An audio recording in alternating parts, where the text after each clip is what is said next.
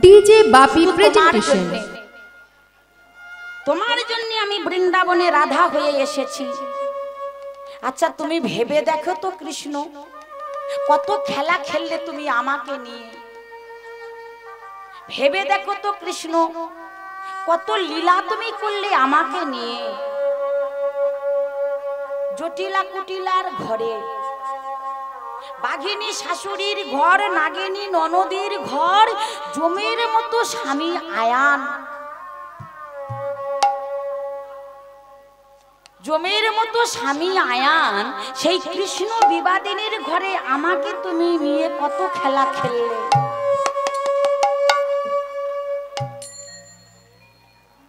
জমের মতো স্বামী আয়ান, সেই কৃষ্ণ বিবাদিনীর ঘরে তুমি আমাকে নিয়ে লীলা করলে, কত খেলা খেললে তুমি আমাকে নিয়ে। ওগো প্রাণনা, আমি শুধু তোমাকে একটাই কথা বলবো, আর আমি থাকতে চাই না। যে কৃষ্ণকে আমি এত ভালোবাসলাম, যে কৃষ্ণকে আমি এত ভক্তি করলাম, যে কৃষ্ণকে এত প্রেম আমি দিলাম, সেই কৃষ্ণের জন্যে আমার জটিলা কুটিলার ঘরে, বাঘিনী শাশুড়ির ঘর, নাগিনী ননদীর ঘর, জমির মতো স্বামী আয়ান, সেই কৃষ্ণ বিবাদিনীর ঘরে আমাকে নিয়ে তুমি কত লীলা করলে।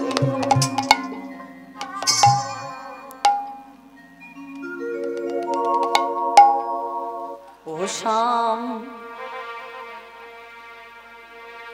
কত ভালো। প্রেমময়ী রাধারানী ভগবান কৃষ্ণের কাছে দাঁড়িয়ে কৃষ্ণকে বলছেন, হে প্রাণবধূ, হে প্রাণসখা, তোমায় ভালোবেসে যদি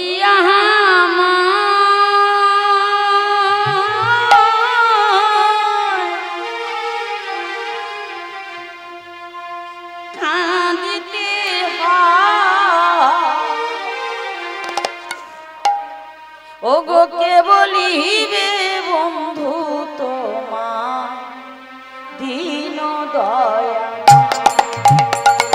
তোমায় ভালোবেসে যদি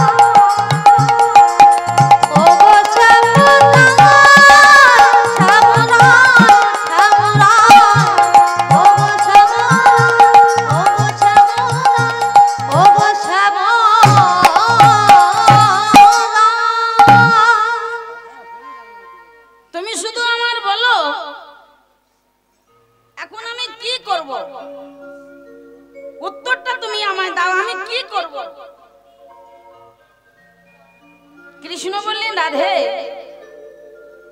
একটা কাজ তুমি করতে পারো। কাজটা হলো তুমি আবার বৃন্দাবনে ফিরে যাও। শোনেন, প্রেমময়ী রাধারানী কৃষ্ণের কাছে জিজ্ঞাসা করছে আমি এখন কি করব। ভগবান বললেন তুমি আবার ফিরে যাও জটিলা কুটিলার ঘরে। ভগবানের কথা শুনে রাধারানী বলেছিলেন, না, আমাকে যে যেতে আপনি বলছেন আমি যাব না, কারণ আমি যখন তোমার কাছে আসছিলাম, হ্যাঁ, সেই সময় আমার স্বামী আয়ান আমাকে বাধা দিয়েছিল। দাঁড়াও, কোথায় যাচ্ছ? তুমি আমাকে ছেড়ে যাচ্ছ কোথায়? যখন আমার স্বামী আয়ান আমাকে বাধা দিয়েছিল, আমি নিজে, তখন তো আমি কোনো উপায় পাইনি, তখন তো আমি কোনো রাস্তা পাইনি। আমি নিজে আমার স্বামী আয়ানকে আমার চিন্ময় রূপটা দর্শন করিয়েছিলাম। হ্যাঁ, আর যখন আমি আমার স্বামী আয়ানকে আমার চিন্ময় রূপটা দর্শন করিয়েছিলাম, আমার স্বামী আয়ান বুঝতে পেরেছে আমি মহালক্ষ্মী রাধা। আমার স্বামী আয়ান বুঝতে পেরেছে আমি চিন্ময় সচ্চিদানন্দ রস বিগ্রহ অংশ স্বরূপিণী রাধা। তাই আমি ধরা পড়ে গেছি ব্রজের মাটিতে। হে গোবিন্দ, আমি আর বৃন্দাবনে যাব না। গোবিন্দ বলল, রাধে আর কিছুদিন পরে আমি লীলা সম্বরণ করব, সময় হয়ে গেছে। এই লীলাটা যে শেষ করব আর কিছুদিন বাকি আছে, তা আমার মৃত্যু তো তুমি সহ্য করতে পারবে না। তুমি একটা কাজ করো, তুমি আমার আগে বিদায় নাও। রাধারানী বললেন, গোবিন্দ এটা মরব, ধাম নিশ্চয়ই মরব। শাস্ত্রে নাকি বলে ভগবান চেনা যায় তার চরণে, আর মানুষ চেনা যায় তার মরণে। তা গোবিন্দ বিভিন্ন ভাবে তো মানুষ মৃত্যু বরণ করে। আস্তে আমি শুধু একটা কথা জানতে চাইবো, আমার শেষ পরিণতিটা কি? রাধারানী জিজ্ঞাসা করছে, আমার শেষ পরিণতিটা কি? আমি কিভাবে মরব তুমি আমায় বলে দাও। আর তোমাকে বলে দিতে হবে আমি কিভাবে মরব। গোবিন্দ রাধারানীকে বলেছিলেন, প্রাকৃতিক জগতের যে মৃত্যু, প্রাকৃতিক জগতের যে যন্ত্রণা, প্রাকৃতিক জগতের যে জ্বালা, সেই জ্বালাটা তোমার নিতে হবে না, সেই যন্ত্রণাটা তোমার নিতে হবে না। কারণ শোনো রাধে, এই যে দেখছো অষ্টসখী দাঁড়িয়ে আছে, এই ললিতা, বিশাখা, চিত্রা, চঞ্চলতা, এই যে তঙ্গুবিদ্যা, রঙ্গদেবী, সুদেবী, সুচিত্রা, এই যে 8 জন সখী, এরা কিন্তু লক্ষ্মী অংশে জন্ম নেওয়া প্রত্যেকে নিত্য সখী। এই প্রত্যেকে নিত্য সখী, এরাই তোমার সঙ্গী হবে। শোনো, আস্তে পুষ্পরথে আরোহণ করে গোবিন্দ রাধারানীকে বললেন, মৃত্যুঞ্জয়ী হয়ে আস্তে মৃত্যুকে জয় করে তুমি সশরীরে চলে যাও নিত্য বৃন্দাবনে। তবে শোনো, আর কিছুদিন পরে যদু বংশ ধ্বংস হয়ে যাবে, আর যদু বংশটা ধ্বংস হয়ে গেলে আমি তোমার সঙ্গে চলে যাব নিত্য বৃন্দাবনে, আমি তোমার সঙ্গে চলে যাব নিত্য বৈকুণ্ঠে। এসেছিলেন রাধারানী, এসেছিলেন পুষ্পরথে আরোহণ করে, মৃত্যুঞ্জয়ী হয়ে মৃত্যুকে জয় করে সশরীরে তিনি এসেছিলেন। শোনেন, যেদিন দাপর লীলা শেষ হয়ে গেল, সমস্ত লীলা সাঙ্গ করে গোবিন্দ যখন বৈকুণ্ঠের দরজায় এসে চরণটা দিয়েছে, বৈকুণ্ঠ অধিপতি শ্রী গোবিন্দ পেয়সী রাধারানী বাধা দিল, মাধব দাঁড়াও, বৈকুণ্ঠে প্রবেশের পূর্বে একটা প্রশ্নের উত্তর তুমি দাও। আচ্ছা, আমার দেহটা নাকি নিত্য দেহ, আমার জন্মটা নাকি রজনী সম্ভবা, আমার জন্মটা নাকি অপ্রাকৃত জন্ম, সেই কারণে তুমি আমার মৃত্যু যন্ত্রণা ভোগ করতে দিলে না। কিন্তু তুমি উত্তর দাও, তোমার জন্মটা কি প্রকৃত জন্ম? তুমি তো কংসের কারাগারে জন্ম নিয়েছো চতুর্ভুজ হয়ে। পরে বসুদেব যমুনা পার করার সময়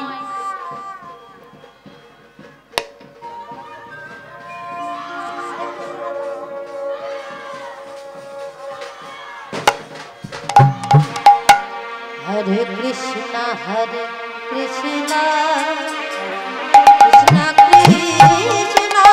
हरे हरे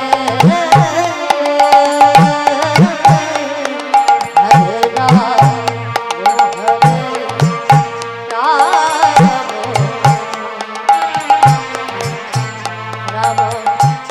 राम हरे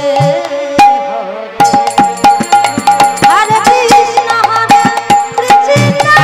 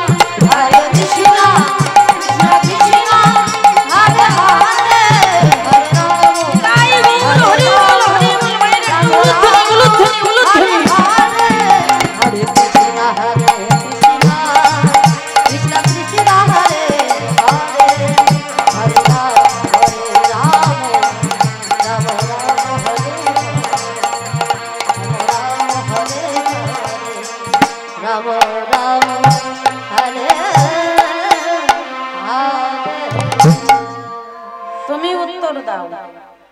আমি বলবো না, তুমি বলো তোমার দেহটা কি প্রাকৃত দেহ? তা তো নয়।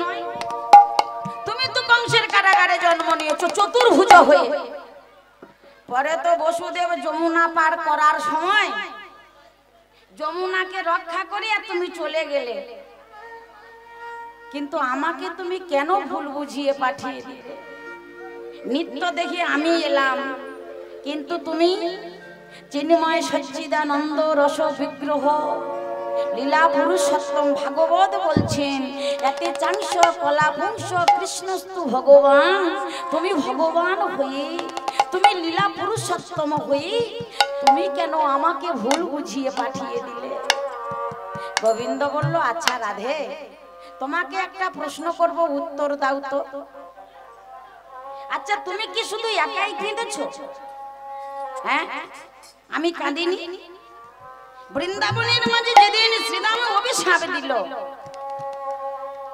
সেই অভিশাপগ্রস্ত হয়ে আমরা যে ছাড় হয়ে গেলাম 100টা বছর, কৃষ্ণ হারা বৃন্দাবনে আমরা দুজন দুজনের থেকে পরিত্যাগ করলাম। আচ্ছা, তুমি কি শুধু একাই কাঁদলে? আমি কাঁদিনি? আচ্ছা রাধে, তুমি কি শুধু একাই আমাকে ভালোবেসেছিলে? আমি তোমায় ভালোবাসিনি? রাধে গো, তুমি যতটা ভালোবাসো আমাকে, আমি ঠিক ততটাই ভালোবাসি তোমাকে। কিন্তু পার্থক্য একটা জায়গায় কি জানো? তোমার যন্ত্রণা, তোমার বিরহ, তোমার দুঃখ, তোমার কষ্ট, তোমার অন্তর্দগ্ধতা সবাই চোখে দেখতে পায়। আর আমার কষ্ট, আমার বিরহ, আমার যন্ত্রণা, আমার দুঃখ, আমার অন্তর্দগ্ধতা কেউ চোখে দেখে না। রাধে গো, কেউ অনুভব করে না। শোনো রাধে, 100টা বছর বৃন্দাবনের মাটিতে আমিও কেঁদেছি তোমার মতো। 100টা বছর বৃন্দাবনের মাটিতে আমিও চোখের জল ফেলেছি তোমার মতো। ভগবান কৃষ্ণ রাধারানীকে বলল, রাধে, রান্না করতে করতে হাত পড়েছে, এ যন্ত্রণাটা আলাদা যন্ত্রণা। কষ্ট করে ছেলে মেয়ে মানুষ করেছেন, মা বলছে না, বাবা বলছে না। এ যন্ত্রণাটা যারা পেয়েছে তারা জানে, জানে না? যারা ছেলে মানুষ করলো, যারা মেয়ে মানুষ করলো, দেখবেন বড় হয়ে সেই সন্তান মাকে মা বলে ডাকছে না, বাবাকে বাবা বলে ডাকছে না। ওই যন্ত্রণাটা সবাই পায় না, যে পায় সে জানে। তা রাধে, ওই যন্ত্রণা আমার ঠাকুর দাদা পেয়েছে। রান্না করতে করতে হাত পুড়লো, ও যন্ত্রণাটা আলাদা। কষ্ট করে ছেলে মেয়ে মানুষ করেছেন, মা বলছেন না, বাবা বলছেন না, ও যন্ত্রণা যারা পেয়েছে তারা জানে।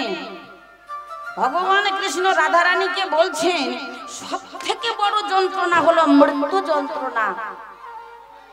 রাধে, এই যন্ত্রণার উপরে শাস্ত্রে বলছেন আর নাকি কোনো যন্ত্রণা হয় না। একবার বিচার করে দেখো তো রাধে, এই যন্ত্রণা আমার বাবা পেল, এই যন্ত্রণা আমার ঠাকুর দাদা পেল। আচ্ছা, আমার ঠাকুর দাদা আমার বাবাকে তার ভূ সম্পত্তি সব দিয়ে দিল, টাকা দিল, পয়সা দিল, স্থাবর দিল, অস্থাবর দিল, সব দিয়ে গেল। বাবা দিয়ে গেল আমাকে। আচ্ছা, কেউ বলে যেতে পারলো না যে মৃত্যু যন্ত্রণাটা কেমন? কেউ বলে যেতে পারলো না যে মৃত্যু যন্ত্রণাটা কেমন? বাবা পেল, ঠাকুর দাদা পেল, ঠাকুর দাদা পেল, কিন্তু কেউ বলে যেতে পারলো না যে খোকা মৃত্যু যন্ত্রণাটা এই যন্ত্রণা। এটা কাউকে কেউ বলতে পারে না, অনুভব করতে হয়। রাধে গো, আমিও কেঁদেছি তোমার মতো, আমিও যন্ত্রণা পেয়েছি তোমার মতো। 100টা বছর চোখের জলে বুক ভাসিয়েছি, দেখনি? হ্যাঁ, বৃন্দাবনে শুধু তুমি কাঁদনি, আমি কাঁদিনি। লতা, গুল্ম, কীট, পতঙ্গ, পশু, পাখি তারা সবাই কেঁদেছে। হ্যাঁ, দেবর্ষি নারদের মাথায় সেই কান্নার জলটা একদিন পড়েছিল। দেবর্ষি নারদ যখন বিনা যন্ত্রটা হাতে নিয়ে গাছের তলায় দাঁড়িয়ে আছেন, দু ফোঁটা জল যখন দেবর্ষি নারদের মাথায় পড়েছে, দেবর্ষি নারদ চমকে উঠলেন। কে? গাছের দিকে তাকিয়ে দেখলেন গাছের ডালেতে দুটো পাখি বসে আছে, একজনের নাম সুখ আর একজনের নাম সারি। সুখ সারি গাছের ডালে বসে বসে চিন্তা করেছে, যুক্তি করেছে, যতদিন না কৃষ্ণ বৃন্দাবনে আসবে, যতদিন না কৃষ্ণের বাঁশি রাধা বলে ডাকবে, যতদিন না কৃষ্ণের বাঁশি রাধা বলে কাঁদবে, আমরা সুখ সারি, আমরা পাখি হয়ে, আমরা গাছের ডালে বসে আমরা প্রতিজ্ঞা করলাম, এই নয়ন আমরা বন্ধ করে দিলাম, এই নয়ন আর কোনো দিনের জন্য খুলব না। যদি আমাদের মৃত্যু হয় আমরা তাও মরতে রাজি আছি, আমরা ফল খাবো না, আমরা জল খাবো, আমরা আহার করব না, আমরা নিদ্রায় যাব না, এই আমরা নয়ন দুটো মুদ্রিত করলাম। দেবর্ষি নারদ বিনা যন্ত্র, দেবর্ষি নারদের হাতে বিনা, বিনা যন্ত্রটি কি বলেছিলেন, বিনা এতদিন তুই আমার কথা শুনেছিস, এতদিন তুই বিনা হয়ে বেজেছিস, আজকের শুধু আমি তোকে যা বলবো তুই তাই শুনবি, আজকের বিনা হয়ে বাজবি না, আজকের আমি তোকে বলবো বাজিরে বিনা, বাজিরে বিনা, বাজিরে মুরলি হয়ে, বাজিরে বিনা, আরে ও বিনা, ও তুই বাজিরে বিনা,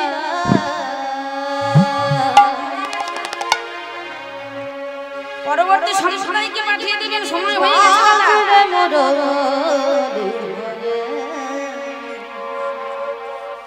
মুরলি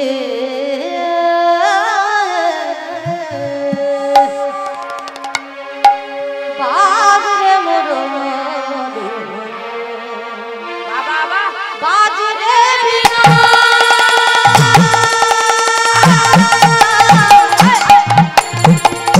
বাজিরে বিনা, বাজিরে মুরলি,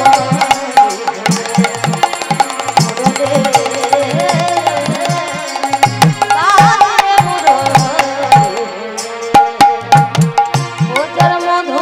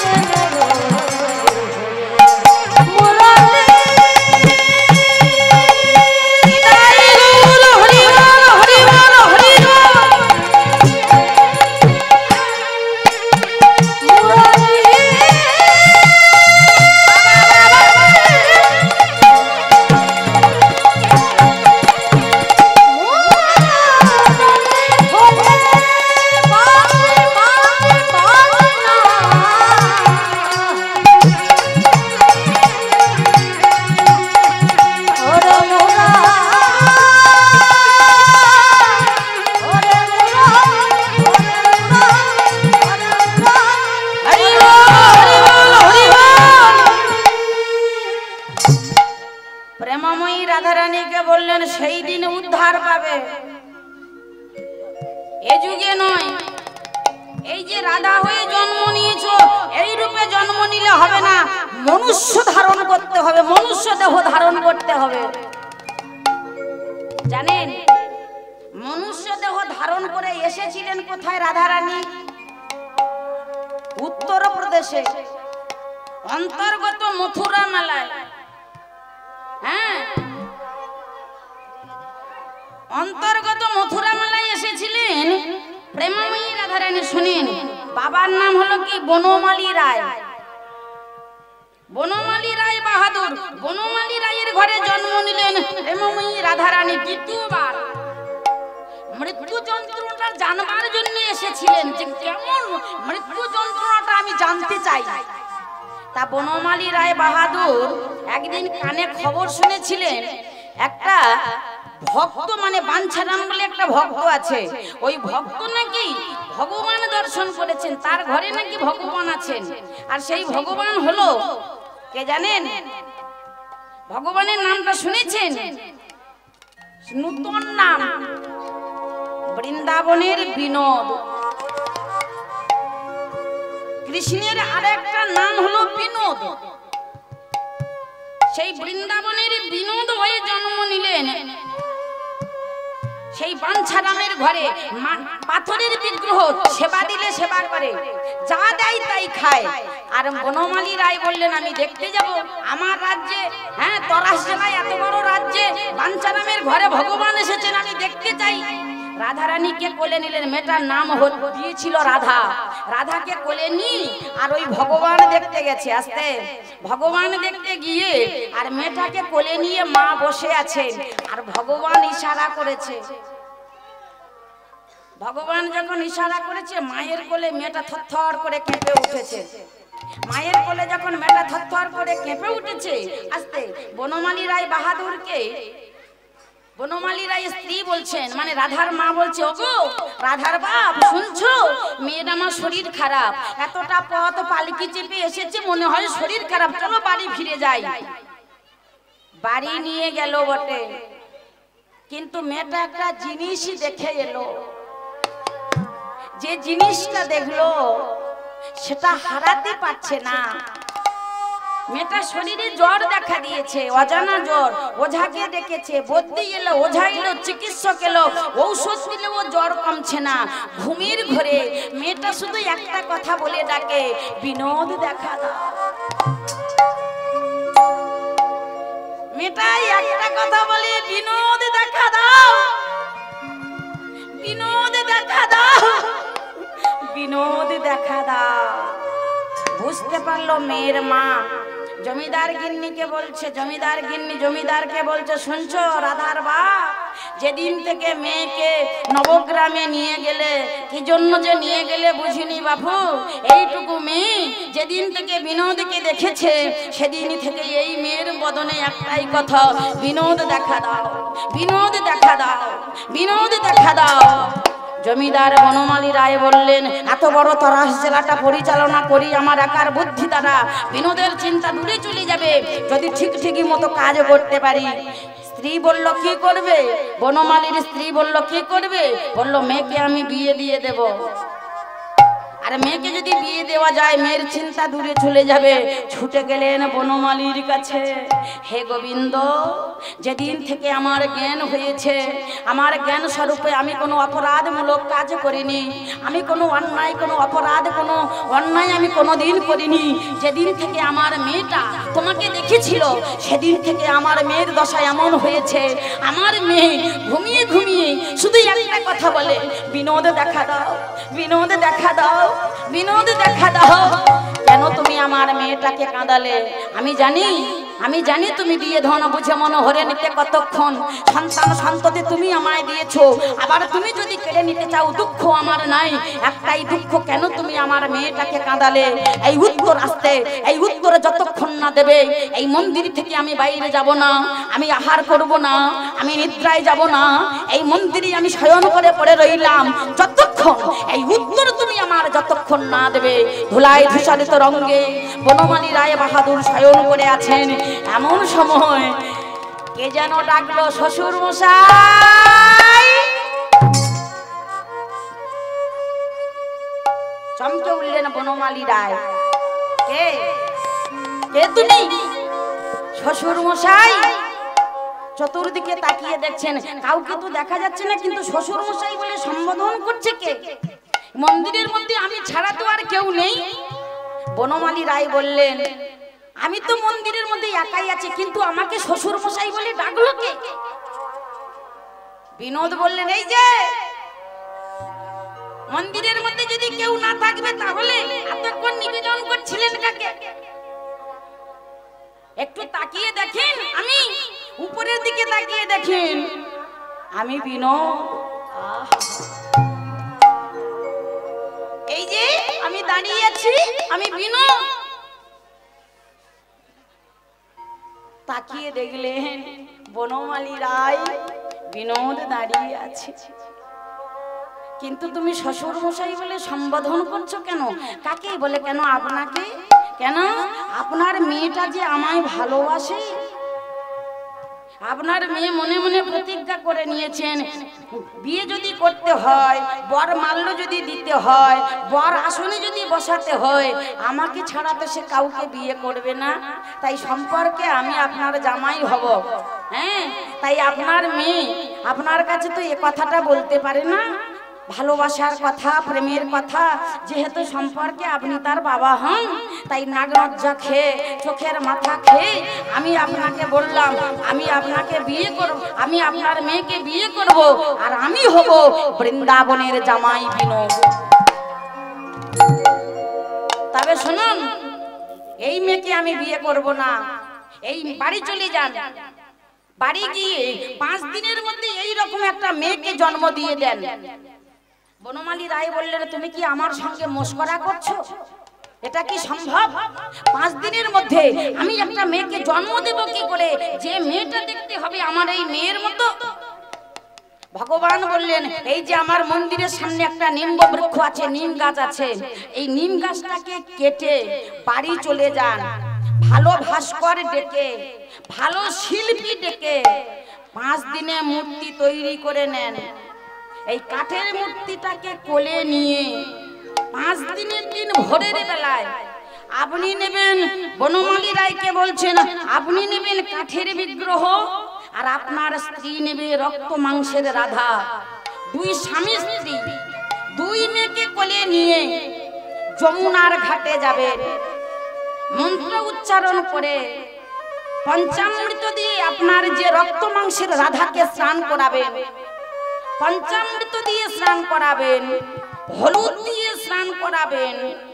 আর আমি বিনোদ কথা দিলাম, ওই রক্ত মাংসী রাধা দেহে থেকে প্রাণটাকে নিয়ে আমি কাঠের রাধা রানীর মধ্যে স্থানান্তরিত করে দেব।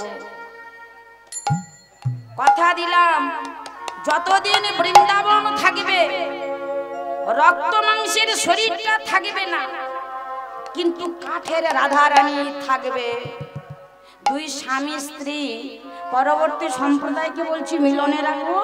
দাদা ভাইদের বলছি, কমিটি দাদা ভাইদের সম্প্রদায়কে আসতে বলুন, মিলনে রাখবো। সময় হয়ে গেছে, অনেক সময় হয়ে গেছে।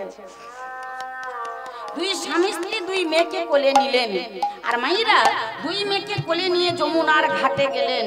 যমুনার ঘাটে গিয়ে ওই যে রক্ত মাংসী রাধাকে পঞ্চামৃত দিয়ে স্নান করালেন, হলুদ দিয়ে স্নান করালেন, দধি দুগ্ধ দিয়ে স্নান করালেন। আর ভগবান কৃষ্ণ সেই রাধা রানী দেহে থেকে প্রাণটাকে নিয়ে ওই কাঠের রাধা রানীর মধ্যে স্থানান্তরিত করে দিলেন। কাঠের রাধা রানীর মধ্যে যখন স্থানান্তরিত করে দেবে, এমন সময় বনমালী রায়ের স্ত্রী গিয়ে দাঁড়ালেন। রাধা, মা খুব কষ্ট হচ্ছে না মা? খুব যন্ত্রণা পাচ্ছিস? বলল, মা আমাকে আমার যতটা না যন্ত্রণা হচ্ছে, আমি তো তোমার নারী ছাড়া ধন, তোমার ঠিকই ততটাই যন্ত্রণা হচ্ছে। জানো মা, আমার গালে তুলি না দিলে আমি খেতে পারি না।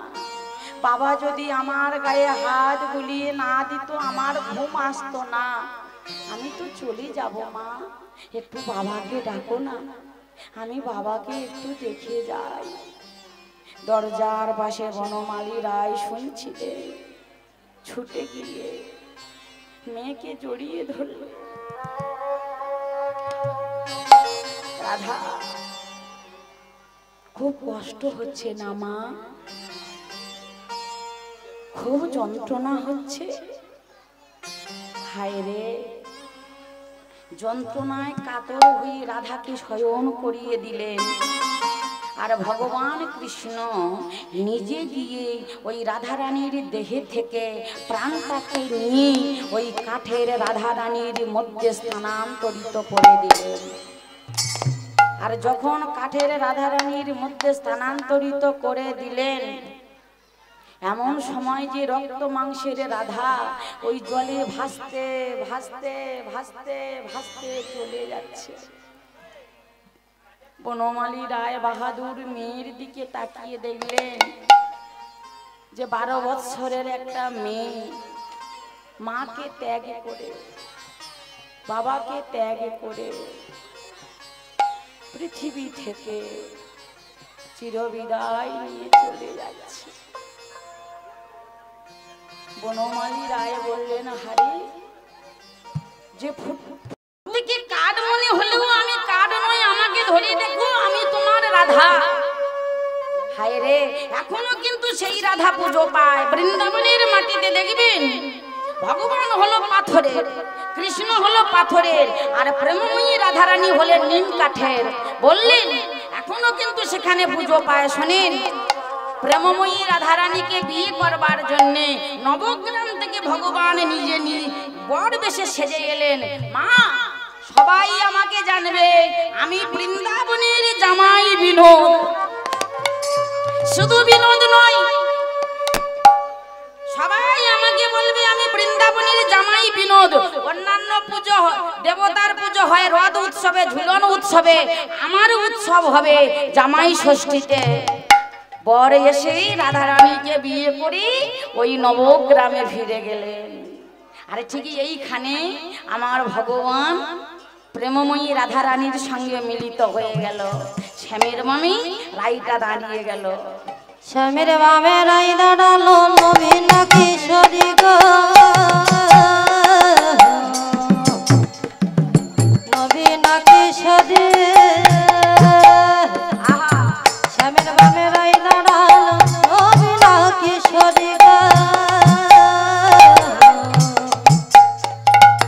নবীন কিশোরী।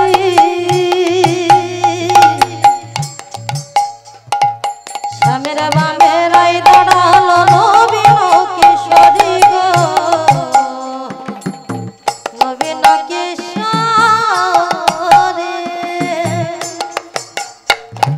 ভক্ত গানে সাজরি রে,